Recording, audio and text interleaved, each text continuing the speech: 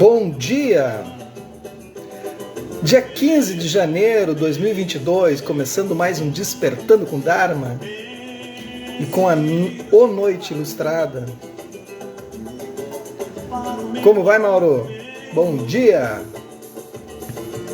Tudo certo por aí? Olha aí o samba, hoje é sábado. Bom dia, Sinara! Bom dia, Jack Melo Brown. Eu acho incrível esse nome, né? Jack Melo Brown. Aí, vamos começar com o samba. Hoje é sábado, né? Primeira pedra, iaia. Olha aí. Aquele que não sofreu por amor, atire a primeira pedra. Bom dia, Ana Tereza. Bom dia, Patrícia. Bom dia, Cris. O que você me faz? É sensacional. O samba é algo... Eu adoro. Hoje acho que a gente vai fazer um sambinho aqui. Acho que vai rolar. Bom dia, Isis. Tudo bem?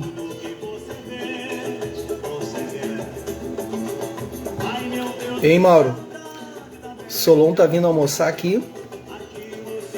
E veio o Sense também, que é outro músico. Os dois são profissionais, né? Bom dia, Rosa. Quanto tempo? Como estavam as férias? E aí, tu acha que vai rolar algum samba, alguma música? Ah, não tem como não. Eu acho que vai rolar. Não tem como. Se a gente se junta, é raro, mas acontece. Bom dia, gente. Hoje é sábado. Temos o nosso Despertando. Amanhã não tem, então amanhã vocês podem descansar tranquilamente. Que a gente, no domingo, então, essa temporada, a gente vai evitar fazer aos domingos, pra gente poder, né? Aí ter o seu dia de domingo com a família. Eu vou acordar cedo igual, amanhã eu vou sair pedalar. Pura sacanagem, né, Mauro? Bah, eu sei. Eu falei, sabe que o Solon, ontem eu tava lá com ele, a gente tava tocando violão. A gente se encontra toda sexta pra treinar, né? E aí ele comentou, pai, e o Mauro, hein? Eu disse, o Mauro tá lá, tá bem, tá lá esperando o Joca. Bom dia, Silvia, tudo bem? Então a gente vai comentando assim, né? É isso. Gente, bom dia a todos vocês. Espero que estejam bem. Hoje é sábado, a gente começa com um pouquinho mais de energia. Mantenham a energia durante o dia. Estamos lendo esse livro aqui que a editora Lúcia da Letra nos presenteou, trazendo ao Brasil, do Mandio Rinpoche, Apaixonado pelo Mundo. Tá? Vocês estão gostando do livro? Bom dia, Maria! Tudo bem? As irmãs Maria e Rosa chegaram. Como é que foram de viagem? Tudo bem? Estavam viajando? Não estavam viajando? Não sei nem se estavam viajando, né? Bom dia, Cacá. Então a gente está aqui, gente, ó, na página 27. Reconheça a onda, mas fique com o oceano. Estão gostando do livro? Ele está começando devagarinho, né? Ele vai tomando um impulso, assim. Ele passa um perrengue, já vou dar o spoiler, assim. Falar em passa um perrengue, eu tava vendo, ontem nós estávamos vendo, eu e a Carolina, o filme no HBO Max, no streaming, né? Eu não sei o nome. Depois a Carolina, aí, se estiver ligada, ela pode digitar. Mas é com o William Smith, que conta a história da Serena Williams e da Venus Williams, né, das irmãs tenistas, né, famosas tenistas, assim. Um baita filme. Que baita história. Olha, é impressionante, assim. Impressionante o perrengue que passaram. Perrengue, assim, do nada a chegar a serem as número 1 do mundo, assim. É muito lindo. Filme longo. Maravilhoso. Maravilhoso. Então eu recomendo quem tem o streaming do HBO Max, William Smith. Delícia de filme, né, Jaque? Bom dia, Rosali. Tudo bem aí? Que baita filme. Fiquei impressionado. Criando campeãs, diz a Sinara. Isso. Que coisa, como é que pode ter gente que tem uma visão assim, né? Eu ficava impressionado. Claro que tem aquela coisa da pressão, e se não desse certo, né? Já pensou que frustração para todo mundo, assim? Bom dia, Samuel. Seria uma frustração absurda, mas deu certo, gente. Eu fiquei muito impressionado. Eu gosto dessas histórias de superação, assim. Ok. A estação Gaia está dia e noite repleta de viajantes, mendigos, peregrinos e crianças chorando. A visão do inferno, né? Que visão de pai com amor e respeito. Não, ele era um pai, embora pressionou demais, mas era um baita pai. Assim. A visão do inferno é uma rodoviária, né? Rodoviária é a filial do inferno, eu acho. Tá louco. Famílias inteiras é a franquia do inferno. Franquia do diabo, eu acho que. Porque, ai, gente, aquele troço é quente. Aí os ônibus ali acelerando. E aí tu tá ali com aquele gás carbônico, as pessoas suadas. É um negócio louco, assim. Eu acho rodoviária um negócio muito louco. A Sinara diz, King Richard criando campeões, assistindo a quarta, sensacional. Fran chegou. E aí, Mames Loucaça, tudo bem? Tamo aí na torcida. Famílias inteiras sentam-se em cima de seus pertences. Ou se espalham pelas plataformas esperando os trens. Aqui no caso é uma estação de trem, né? Que é a mesma coisa. Ou porque não tem outro lugar para ficar. Bom dia, Conceição. Os carregadores equilibram caixas pesadas nas cabeças enroladas em turbantes. Vacas, pombos e cachorros perambulam entre os ocupantes da plataforma. Só piora. Nossa. Onde também há passageiros... Como é que me perdi aqui? Vacas, pombos e cachorros perambulam entre os ocupantes. Onde também há pássaros engaiolados e cabras presas a cordas. Um sistema público de avisos anuncia a rota e os horários.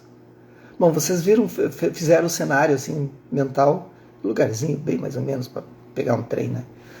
Ambulantes mascateando chá e lanches gritam enquanto abrem caminho por entre a multidão. Homens e mulheres mastigam nozes de Betel, que eu não sei o que é, e depois cospem o sumo vermelho que cai no chão como gotas de sangue. Bom dia, gente, 6h37 da manhã, e eu tô narrando como seria o inferno na Terra, assim, né? Para, eu acredito que vocês acham isso legal. Eu sou muito fresco. Nossa senhora, eu ia ficar olhando, sério? Calor. Cristo. A estação é barulhenta, piorou. A estação é barulhenta, turbulenta e suja. Características que eram familiares apenas de longe. Tudo bem, gente, eu sei que é a vida, eu sei que é assim, eu sei que existe isso. Já peguei muito ônibus na minha vida. Nunca gostei.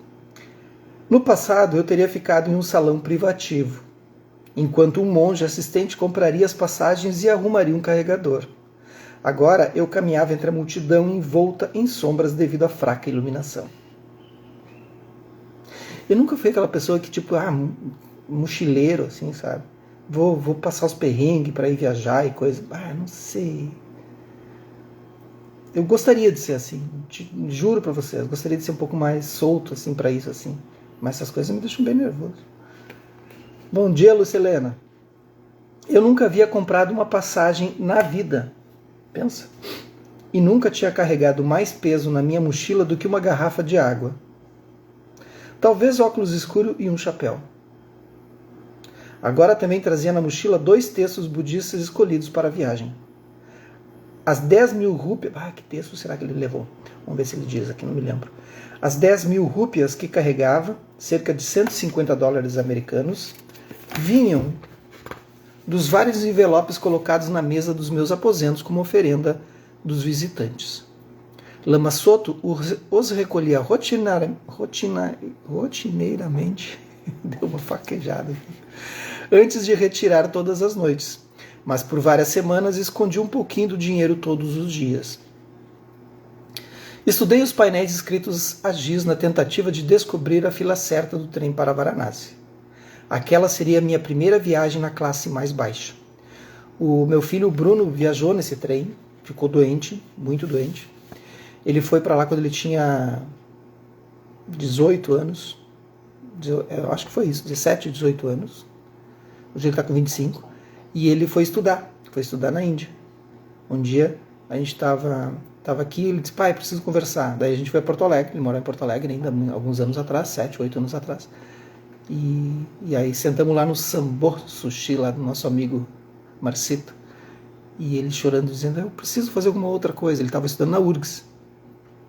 E aí ele queria fazer algo diferente, assim, porque a educação, aquelas coisas, não sei por quem puxaram essas crianças, porque a educação tá falhada nesse país e que não faz sentido essa educação que é dada. Eu quero estudar um novo método de educação e tem em outros lugares. E aí eu disse, mas o que te impede? E ele, tudo. Como é que eu vou largar a URGS? Como é que eu vou largar? Que dinheiro que a gente vai... Eu tinha uma moto potente, assim, uma moto importada, enfim, na época eu disse, eu vendo minha moto. Problema nenhum. Só diz o que tu quer fazer, cara. Vamos juntar. Pai vende a moto, pai pega mais um trabalho, tu faz uma arrecadação com os amigos. E aí foi. Não precisei vender a moto, deu tudo certo, entrou os projetos, eu consegui pagar uma parte. A outra parte ele conseguiu com aquelas vaquinhas que fazem online, né? E ele foi estudar na Índia. 5 meses numa escola internacional, lidando com as crianças. Ele tinha 18 anos. Aí depois ele foi para a Inglaterra, estudou na Schumacher. E aí depois ele foi para Portugal. Pensa isso, uma educação de um jovem de 18 anos. Vê esse mundo. E ele andou nesse trem e ficou doente e perdeu a carteira dele. Então ele passou o perrengue dele. Aquela seria a minha primeira viagem na classe mais baixa. Não havia nenhuma marcação de lugares. Assim que comprei minha passagem, fiquei próximo à parede da plataforma lotada, esperando que o trem chegasse no horário, o que era pouco provável. Por que ele ficou doente? Porque a água lá é muito complicada, né? Tomar água. O calor, a higiene, né? Nesses lugares assim. Então ele acabou adoecendo. E chegou acabado na casa que ele tinha que chegar.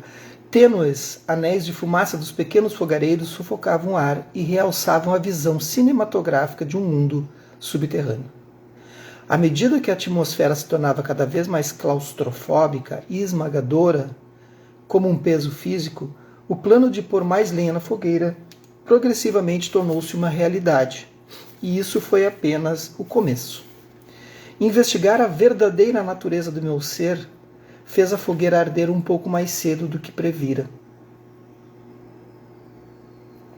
Por hábito, percebemos nós mesmos e o mundo à nossa volta como algo sólido, real e permanente. Não é assim, gente? No entanto, sem muito esforço, podemos facilmente concluir que não existe um aspecto sequer dentro do sistema do mundo todo que não esteja sujeito à mudança. Tinha acabado de estar em um lugar e agora estava em outro. Experimentei diferentes estados mentais. Todos nós deixamos de ser bebês e viramos adultos. Perdemos entes queridos, vemos as crianças crescerem, passamos pelas mudanças das estações, dos regimes políticos, dos estilos, da música e da moda. Tudo muda. Apesar das aparências, nenhum aspecto da vida permanece o mesmo. É interessante, né, narrando isso, e quando a gente cai em outro lugar, assim, pelo menos eu sempre tenho muita dificuldade com o público, assim, né, com muita gente. Então, cada vez que eu tenho que sair, eu tenho que viajar, que tenha lugares muito diferentes, assim, eu preciso fazer um exercício muito grande mental para entender, bom, essas pessoas moram aqui, assim como eu moro lá em outro lugar, eu circulo, né, então existe esse mundo também. Aí eu vou fazendo esse exercício, assim. Ele vai acabar fazendo esse exercício. E até aí tu vai conseguindo entrar naquele mundo. Porque é complicado, né? A gente se sente bem perdido. Aquele lugar que a gente conhece não tem nada de referência. E quando as referências se perdem, a gente fica totalmente isolado na mente, né? A desconstrução de qualquer objeto, por mais denso que pareça, seja um transatlântico, nosso corpo, um arranha-céu ou um carvalho, revelará que a aparência da solidez é tão ilusória quanto a permanência.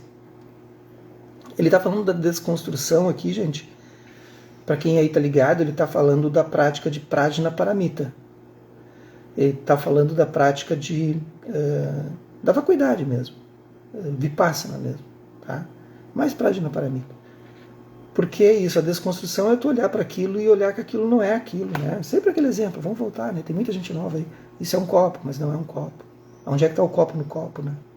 Então a gente começa, mas é uma palavra, é um objeto, mas tem uma característica que a gente deu a ele. Mas pode ser qualquer outra coisa, né? a gente vai dando significado, mas se eu quebrar o vidro aqui, continua sendo copo, né? Onde é que está o copo? E aí vai indo, estou diminuindo o tempo na meditação. Mas se tu fizer tu vai ver que são simplesmente informações de carbono e nada mais, né? Tudo é formação. Tudo é formação de átomos de carbono, né? E aí não existe o copo, mas existe o copo. Tudo que parece substancial se dividirá em moléculas, ó, em átomos, elétrons, prótons e nêutrons e quarks. Todo fenômeno existe em interdependência com uma miríade de outras formas. A identificação de qualquer forma só tem significado em relação a outra. Ontem eu encontrei um site que eu acho que só os budistas aí vão entender, que se chama Tudo Depende. Que inteligente. Entenderam, né? Só os budistas vão entender essa piada aí. Não faz sentido nenhum para outras pessoas. Tudo depende. Achei muito perspicaz. Queria ter tido essa ideia. Grande só tem significado em relação a pequeno. Confundir nossas percepções errôneas habituais com a totalidade da realidade é o que entendemos por ignorância, avidya. E essas ilusões definem o mundo da confusão, ou samsara. Tem uma aula aqui, gente. Tem uma aula aqui. A vida é mudança e impermanência, uma das três joias, né? Impermanência, anicca. Anicca. Quando eu fiz o retiro de Vipassana, a gente passava a noite, o dia inteiro e a noite inteira ouvindo as palavras anicca, anicca, no microfone assim. E ninguém podia falar, né? Aí tu estava em silêncio e de repente anicca, anicca. Na voz do Goenka de birmanês. Anicca. Nossa, nunca mais vou esquecer. Nunca. Eu ouço a voz dele. Anicca, anicca, anicca. Esse era outro princípio fundamental do meu treinamento. Tudo depende. Exato. 3 feixes de bambu. Eu tinha alegremente antecipado a morte das minhas atribuições e a minha transformação em um yogi itinerante, sozinho no grande mundo caótico. Porém, a mudança de sempre ter um atendente para estar totalmente sozinho me atingiu como um raio. Já sentia a falta dos ombros largos do Lama Soto e de sua postura firme e aberta. Não me sentia seguro sozinho. Reconheça a onda, mas fique com o oceano. Ela vai passar, se eu deixar. Fique parado, bem ereto, um pouco snob, como era meu hábito. E olhei para os mendigos que se instalaram para passar a noite, alguns largados como bêbados. Poderia ter viajado de primeira classe e esperado no saguão com os ventiladores de teto. Mas isso era o que eu queria. Condições tão incomuns que me tornariam um desconhecido para mim mesmo. Estava longe do meu monastério há 1 hora. Já cheguei ao meu limite? Claro que não. A timidez e a vulnerabilidade não eram novidades para mim, mas há décadas não surgiam como um impacto tão inesperado. Queria me esconder, mas não tinha para onde ir. Podia sentir a tensão e a resistência no meu corpo e reconheci o quanto a superfície da minha mente estava sendo agitada pelo desconforto e pelos julgamentos. Quem já se sentiu assim, né? Quem já se sentiu desse jeito, assim, em algum lugar em que tu sentiu que parecia que tu estava em risco, assim, mas na verdade o risco, tu que estava imaginando esse risco, assim. Bom dia, Diana. Alguém já se sentiu assim quando vai para algum lugar, viaja? Eu me sinto frequentemente quando viajo. Né? Agora a gente não está viajando tanto. Mas eu estive em São Paulo agora em novembro ali. Que é cidade que oprime. Tem gente de São Paulo aí, né? Conceição. Mas para ti que mora aí é tranquilo. Agora para mim, nossa. Ao mesmo tempo, uma sensação de estabilidade, cultivada por uma vida inteira de prática, também estava presente, mas parecia frágil de uma maneira a que não estava acostumado. Nunca imaginei que seria fácil pedir esmolas ou dormir na rua. Havia escolhido esse tipo de retiro por causa dessas dificuldades. Tinha estudado os mendigos que faziam fila no caminho para o templo Mahabodhi e me imaginado entre eles. Ele falou agora de pedir esmola, tem um sistema de meditação utilizado pelo Zen, que é o Zen Pacemakers, tá? E o Zen fundado pela Pema Chodron, né? Uma delas, uma das fundadoras, né? Um dos fundadores. E os Zen Pacemakers, que eu tenho um monge conhecido que participa, que é o Corromelo, vocês devem conhecer. E eles fazem isso mesmo, eles vão para a rua fazer o retiro. E tem práticas, tu pode fazer esse sistema aqui no Brasil, por exemplo, eles te dão toda a orientação de como fazer, passar uma semana em retiro na rua, né? Interessante, né? Eu acho corajoso. Eles fazem isso na Europa muito. Eu vi vários vídeos, várias formas como eles conduzem o retiro. Havia projetado minhas reações a estranhos que se afastariam da minha tigela de esmolas. Quem está afim de fazer um retiro assim? Quero ver. Eu não sei se eu consigo. Não sei se eu consigo. Talvez com mais pessoas conseguiria, claro, né? Não é sozinho, não. Na minha imaginação, às vezes enfrentava sua apatia com genuína preocupação pela sua indiferença. Outras vezes reagia com raiva. Eu me perguntava até que ponto eu iria para conseguir comida. Me imaginava fuçando no lixo como um porco selvagem. Eu era vegetariano e comia alguns doces, mas nas últimas semanas me vi comendo carne e migalhas de biscoito que haviam sido descartadas. Até imaginei se a fome me induziria a comer tripas de peixe cru. Ah, não. Tá te passando, né? Como o grande praticante indiano Tilopa. Tilopa, 988 a 1069 da era cristã, buscou o anonimato em regiões remotas bem distantes dos monastérios. No entanto, seus encontros ocasionais com aqueles que buscavam desenvolver a espiritualidade deixaram uma série de histórias maravilhosas que só elevaram sua reputação. Quando a notícia da extraordinária sabedoria de Tilopa chegou a Naropa,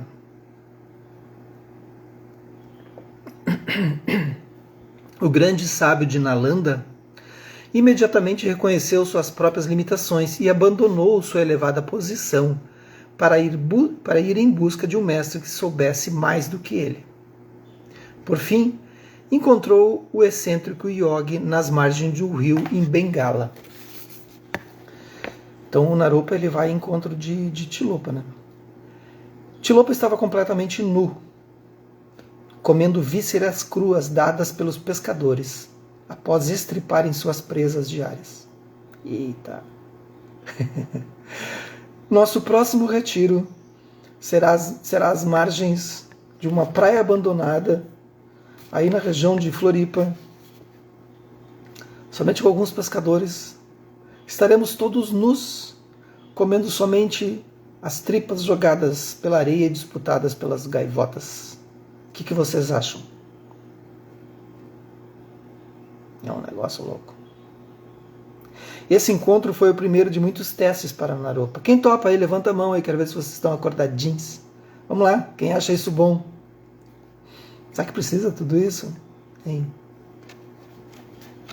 Isso dá uma grande discussão. Esse encontro foi o primeiro de muitos testes para Naropa, mas sua fé nesse místico provocativo sustentou suas provações e, por fim, levou-o à própria iluminação. Eu projetara a possibilidade de comer tripas de peixe e usar a minha imaginação para me familiarizar com a fome, o frio e a solidão extremas, né, Mauro? Engaropava, né? A gente faz isso de dia, Sinara. Aí depois a gente vai para casa do Mauro, toma um banho, aí no outro dia a gente volta. Né, Fran? E aí a Fran recebe a gente lá, todo mundo, cheirando a peixe, fedido. O que tu acha? Fran, beleza? Mas de alguma forma não imaginei a estação de trem, nem a agonia de ficar sozinha naquela imundície sombria e pulsante. Sentindo-me tão isolado dos viajantes que esbarravam nas minhas túnicas, que poderiam muito bem estar na lua. Não demorou muito para que sentisse a indiferença que se demonstra a um homem sem nenhum nível social. Mesmo usando minha túnica de monge, me senti objeto de escrutínio, mas não de respeito. Os monges não são respeitados na Índia, olha só. Mesmo sadhus hindus não são respeitados nas cidades, só nas aldeias. Era diferente no Tibete antigo, onde as pessoas dedicadas às atividades espirituais eram reverenciadas. As crianças cresciam reverenciando monges e monjas. Que louco, né? Né, Sinara? Vamos parar por aqui, aí amanhã a gente continua essa parte aí. Ele pula agora para uma outra visão. É complicado, né, gente? Mas muita gente quer largar tudo para fazer as práticas, aí larga por anos, aí depois descobre que volta e está no mesmo lugar. Não mudou nada.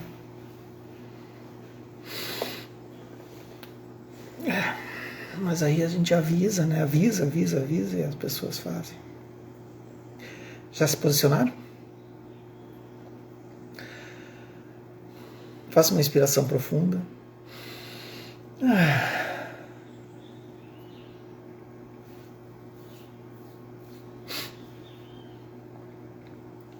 Soltem completamente o ar.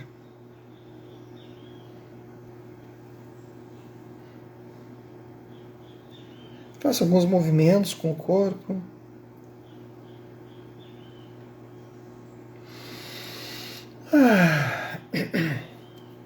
Soltem completamente.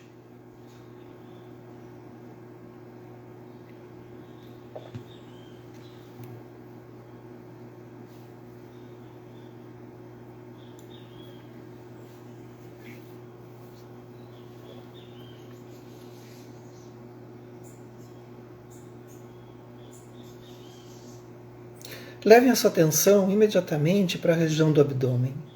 Soltem o abdômen.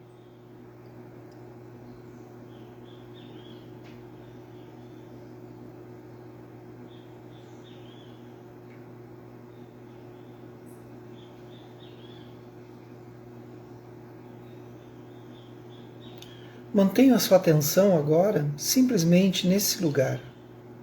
Os olhos podem estar semiabertos ou fechados, se preferirem, se não tiverem a prática.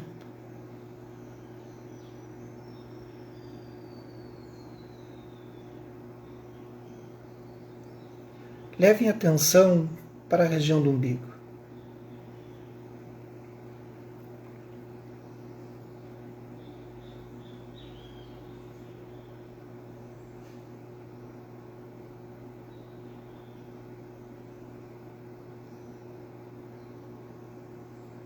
Apenas perceba o ar entrando e cada vez que ele entra, o abdômen se projeta um pouquinho para fora. Quando ele sai, descontrai. Mas realmente leve essa atenção na região do umbigo.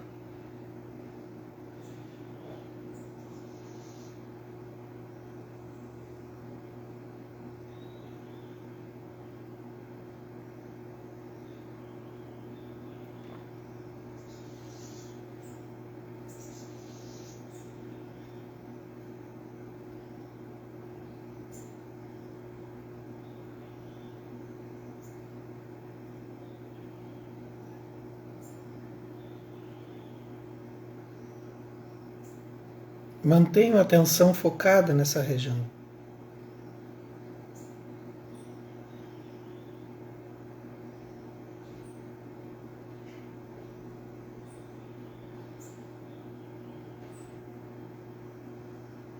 E à medida que vai mantendo a sua atenção unifocada nesse único ponto,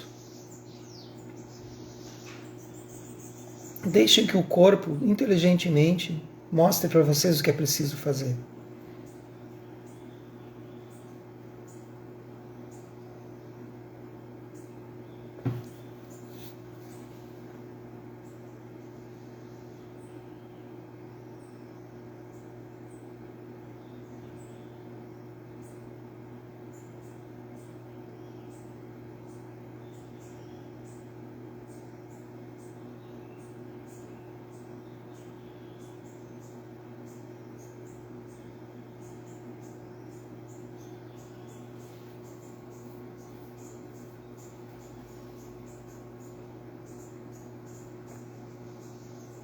Mantenham a atenção do ar entrando e saindo na região do umbigo.